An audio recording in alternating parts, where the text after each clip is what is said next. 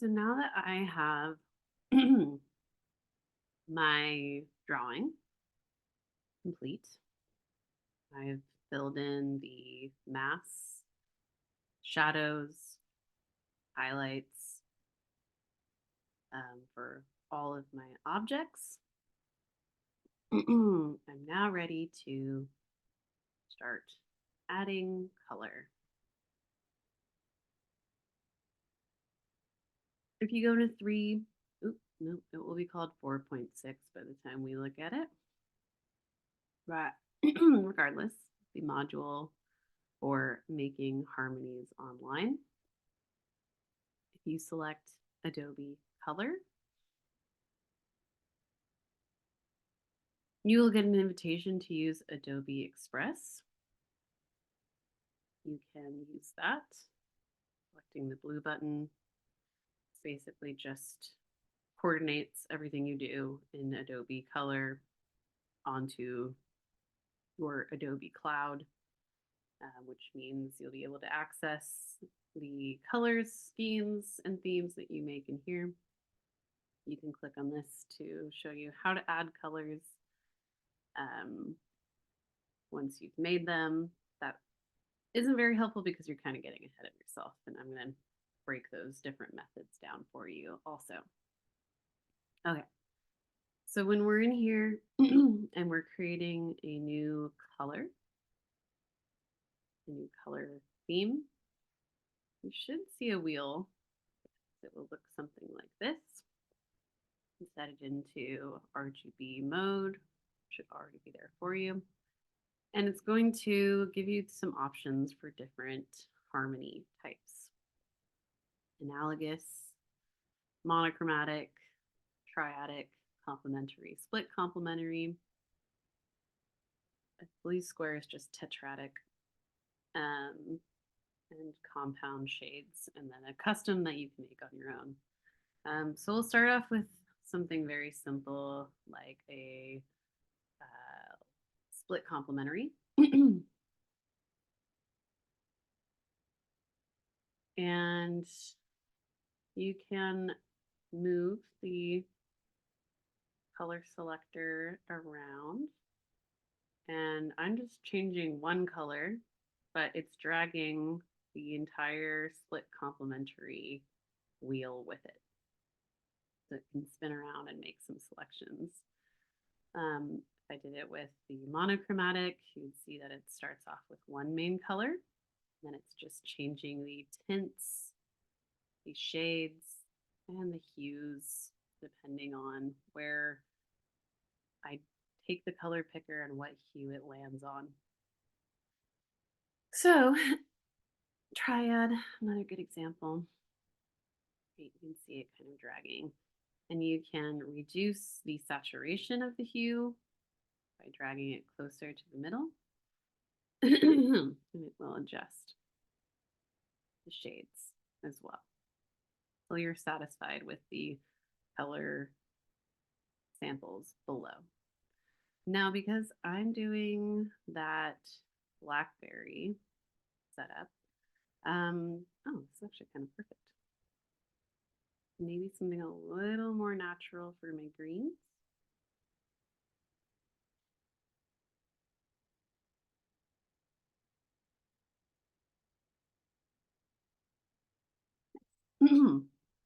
And so I could name this split complementary.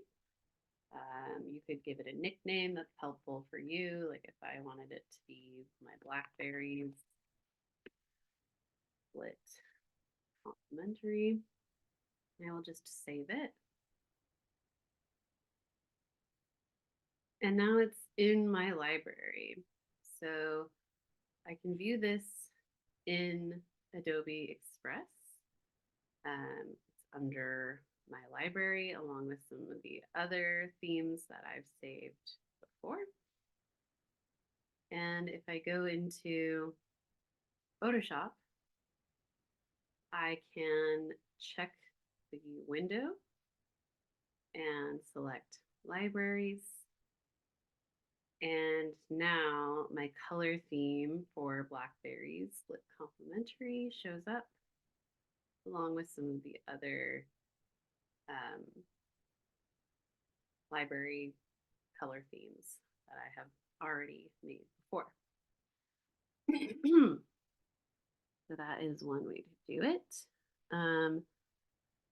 Another way that is a little bit more cheatery is if you make this color wheel, you can download it as a JPEG. I just selected the download button. And I can take this JPEG, dragging it onto my desktop, using out these libraries. And I can create a new layer and just drag that directly onto my desktop, or not to my desktop, onto my workspace. And I can turn this on and off and use this to select the eyedropper. And anytime I want to change the color of something, let's say I want to make these leaves this kind of dark mossy green. I select that color using the eyedropper tool. I will hide that layer. And I will go down to my leaf layer. And I'm going to just add a layer above it. Get the paint bucket tool. I'm going to apply it to the entire layer. Right, so if we look at our layers panel, we can see view just a little bit. So I can see this moss green is now paint bucketed onto this entire layer, blocking everything out. I want to just attach that moss green to my leaf mass layer. So I'm going to come up to where it says layer and create a clipping.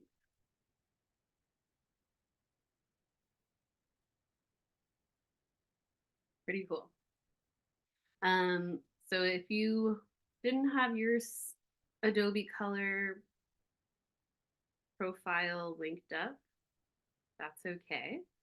You can still download it as a JPEG and then pull it in like I did to its own layer, and then you can turn it on and off and use it as it is useful to you. Both work great. Both are just fine. I would say having it in your libraries or in your swatches is probably even easier, because then you can just choose the new color as you go. So right now, if I were to, let's say I'm going to change the color of the blackberries, I'm going to create that new layer, and I'm going to maybe select this really rich purple. Oh, you know what? I think I grabbed it from the color theme. No, that's right one. Okay. Let's say I'm going to go with this kind of dark purple. Then I will go to my picker, my eyedropper, select that color, and then if I toggle that off, I can see in my color profile that there is a nice foreground color of that dark purple set. And I will just go up to the bucket tool, and I have it on a new layer. I'm going to drop that. You can see that it has completely dyed this entire layer, which is on top of all of these other layers. So the layers above it are still visible, but all of the layers below it have now become completely disguised under this opaque layer of purple. If I were to lower the opacity, let's see everything that's hiding underneath. So I'm just going to, again, go back up to layer, or you can hold down Command Shift G and create a clip.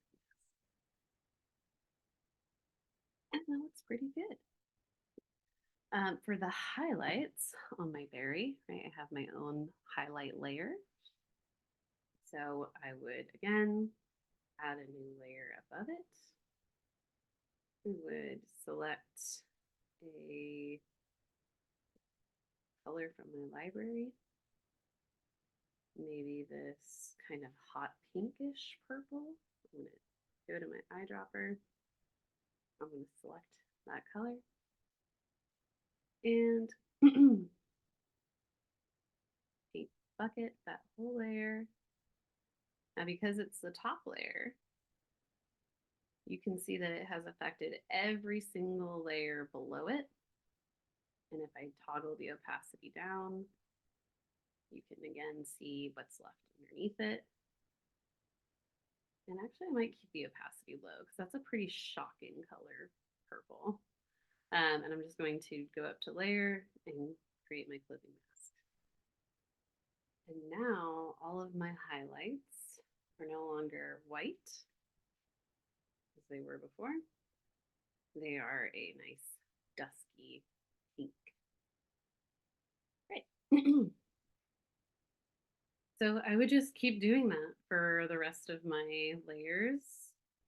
Right now, my leaf shadows and my leaf highlights are kind of like a light gray. So maybe for my leaf highlight, I'm gonna, again, open up my library, select this bright, vibrant green. Oh, you don't need to go for the eyedropper tool, it turns out. You can just literally click it and it will appear for you. Learning new things every day in Photoshop. And I will bucket that. And I will maybe turn down that opacity again and go to layer and ask it to create a clipping mask.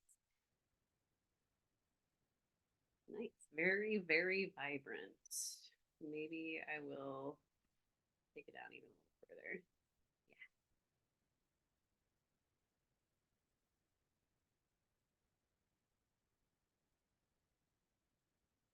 I could keep going, but I'm hoping that this is giving you kind of the full picture of how to work with these different color harmonies. Actually, you know what? I changed my mind. For these leaf highlights, I'm going to do this kind of bright yellow, this mossy yellow. And this time I'm going to show you how to create a brush on effect rather than using the paint bucket. So I'm going to right click and duplicate this layer.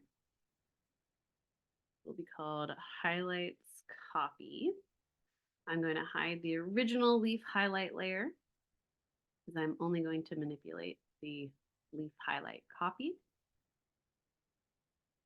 I'm going to open my library and I'm going to choose this very bright yellowy green. You can see that it has been selected. I'm going to close that. Select my brush tool. Have it set to a soft brush, a soft round brush. You could change it to the harder brush or even a softer brush. I'm good with the soft brush. And since this is the copy, I just want to make sure that's the layer I have selected, not the original grayscale. Might even change the name. I can say grayscale leaf highlight. I don't get them confused. And then I can just brush over. Why am I not able to only brush onto the highlights? Because I did not select my lock transparency. So I will hit lock transparent, and then when I brush over, it's only going to affect those highlights.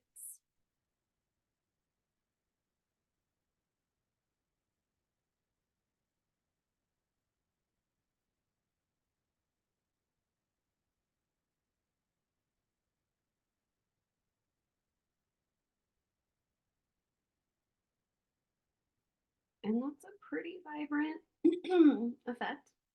So if I'm not happy with that, I might just turn down the opacity even more. Right, the opacity section here is going to not affect the layer like this section where it says opacity under layers. Instead, it's going to affect the opacity of my brush. So I can turn it down to like 27% and you'll notice the difference. It's coming out a lot less vibrant. Again, I don't have that transparent lock on, so I will go back and lock that.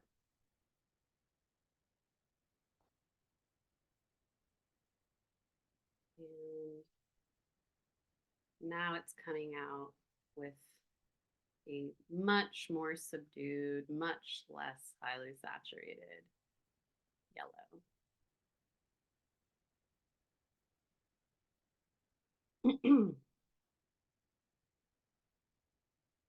So those are the different ways that you can add color. You can add it this way where you use your bucket tool to add it and then create a clipping mask so it just affects the layer. If you were trying to use the brush tool, this is very useful if you say you're going to make some things with maybe like a pattern brush. So let's do an example of that. Maybe I want to use I'm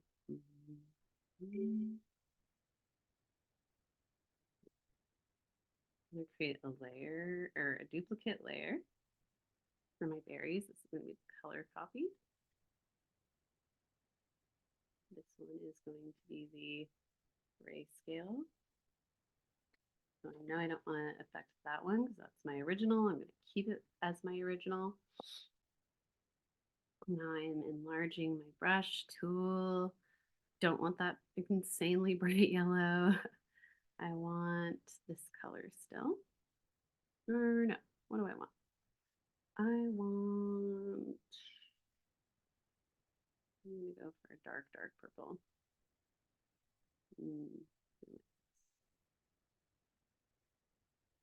And when I go over,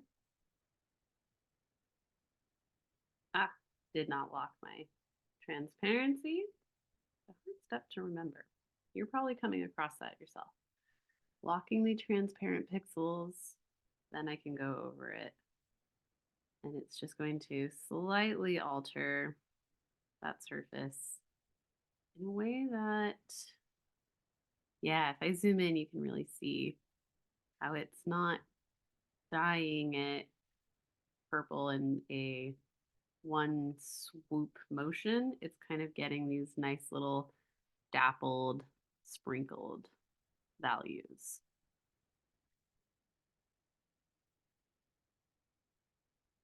So this might be useful to you depending on what it is you're trying to color. Maybe this example would be better used on something like our leaf. So maybe I will just delete this layer, hide it for now. And I'll recreate this layer, duplicating it. That's the leaf copy. This is the grayscale. Turning the grayscale version off so it doesn't get lost. And then I want this really nice moss. And I'm going to maybe bounce back and forth between these two colors. That would actually be a good way to do it. So I'll start off with this green. And again, she did not lock her transparency, folks. Lock it. Now, if I brush it on, it's a little bit less of a complete and total color change. This can give me a little bit more of a painterly effect.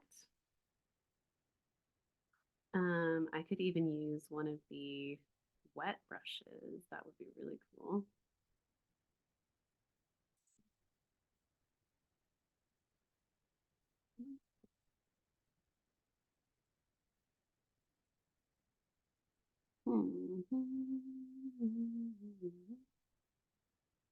We'll try this one. And we'll go with this color. Oh, but it wants to pull up some of that gray. So maybe we won't do that yet. Stick with one of the dry brushes. We'll go with this one. Okay. Pull it up and brush it on.